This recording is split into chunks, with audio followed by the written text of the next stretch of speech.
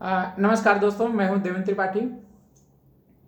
दोस्तों, कभी कभी हम लोग कुछ सामानें जो घर पे लाते हैं और कुछ दिन हो जाने के बाद हमें ज़रूरत पड़ती है तो कई बार हमको मिलता नहीं है।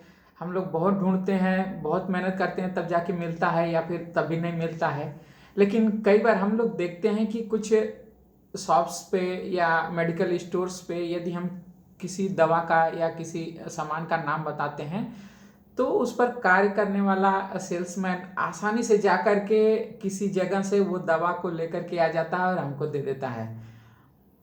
तो वो ऐसा कौन सी प्रैक्टिस अपनाता है और हमें ऐसी उलझन क्यों होती है? तो दोस्तों, ऐसी उलझनें जो है वो सिर्फ हमको ही होती हैं या हम जैसे ही कुछ लोगों को होती है, ऐसी नहीं है। ऐसा सभी को कभी ना कभी ऐसा फेस हुआ है, लेकिन उन लोगों ने उसके सॉल्यूशन ढूंढने का सोचा और ऐसे ही कुछ जो बड़ी बड़ी कंपनियां हैं उनमें कुछ ऐसे थिंक टैंक्स ने इसका सॉल्यूशन ढूंढ निकाला। वो इस तरीके से उन्होंने एक फार्मूला बनाया जो 5S फार्मूला कहलाता है। 5S फार्मूले में फर्स्ट एस होता है सॉर्टिंग, अर्थात पृथक पृथककरण करना। दूसरा सेट इन ऑर्डर, एक ऑर्डर में चीजों को सजाना। शाइन, उस पर लेबलिंग करना या उसको सफाई करना, उसको कोई मार्किंग कर देना। स्टैंडर्डाइजेशन, इस प्रोसेस को एक स्टैंडर्ड प्रोसेस बना लेना।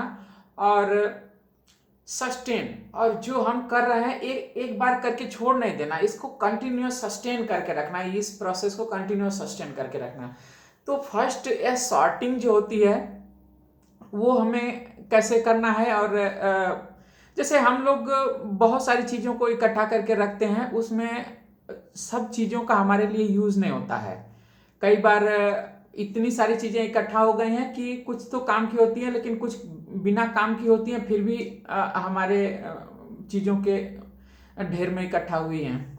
जैसे हमारे फ़ोन में भी बहुत सारे ऐसे मैसेज आए रहते हैं जिनका हमें न तो आज कोई यूज है न तो आगे कभी यूज है, फिर भी वो हमारे फ़ोन में पड़ा रहता है, मोबाइल में पड़ा रहता है और कंप्यूटर में पड़ा रहता है, जिसकी आगे कभी ज़रूरत ही नहीं है। तो उन चीज़ों को हमें सेग्रीगेट करना चाहिए।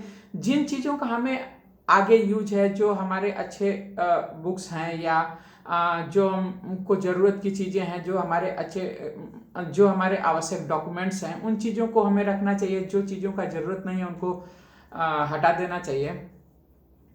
सेट इन ऑर्डर, एक ऑर्डर में उन चीज़ों को सजाना चाहिए। जैसे किस चीज़ के लिए हम किसी जगह पे स्थान बनाते हैं, place for everything and everything should be its place, मतलब हर एक चीज़ के लिए एक स्थान बना देना चाहिए और हर चीज़ अपने ही स्थान पे रखनी चाहिए।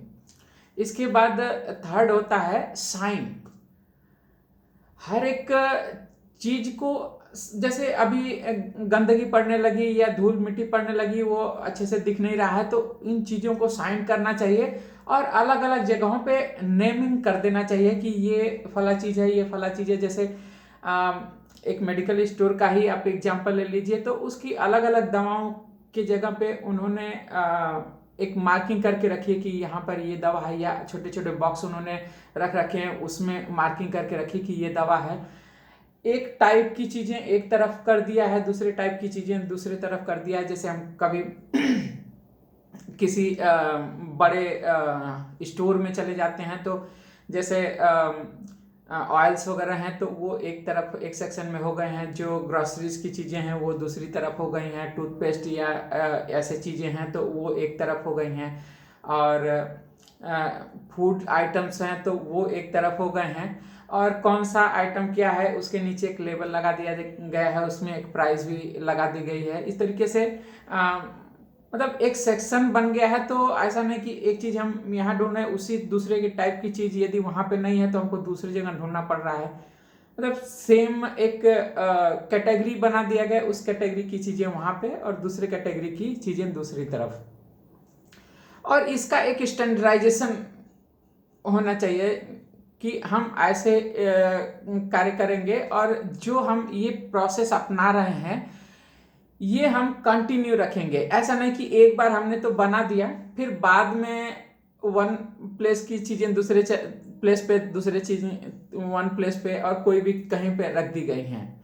इसको हमें एक सस्टेन्ड वे में करना है, तभी हम इन चीज़ों से इन चीज़ों पर जो है अच्छा कमांड हासिल कर पाएंगे और हमें भी उलझना नहीं पड़ेगा। जो चीज़ें हमने हर चीज़ के लिए एक जगह बना दी है उस चीज़, और वो चीज़ वहीं पे रखी हुई है, फिर जब भी हमें कभी ज़रूरत पड़ेगी हम वहीं पे जा कर के उस चीज़ को पालेंगे। जैसे हम अपने कंप्यूटर में भी अलग अलग टाइप के डॉक्यूमेंट्स के लिए, अलग अलग पिक्चर्स के लिए या अलग अलग प्लेसेस के नोट्स के लिए अलग अलग फोल्डर यदि बना दिए हैं, तो जब भी हमें ज़रूरत पड़ेगी उस टाइप के फोल्डर को हम एक्सेस करेंगे और वो चीज़ें हमको वहाँ पे मिल जाएंगी। तो इस तरीके से हमको वेस्ट चीज़ों से छुटकारा और नई चीज़ों जो है वो आसानी से कैसे हम एक्सेस कर लेंगे, अपने ही एरिया में हम न उलझे, हमें उलझना ना पड़े। तो ये प्रोसेस हम सभी अपना करके एक टाइम सेविंग कर सकते हैं। धन्यवाद।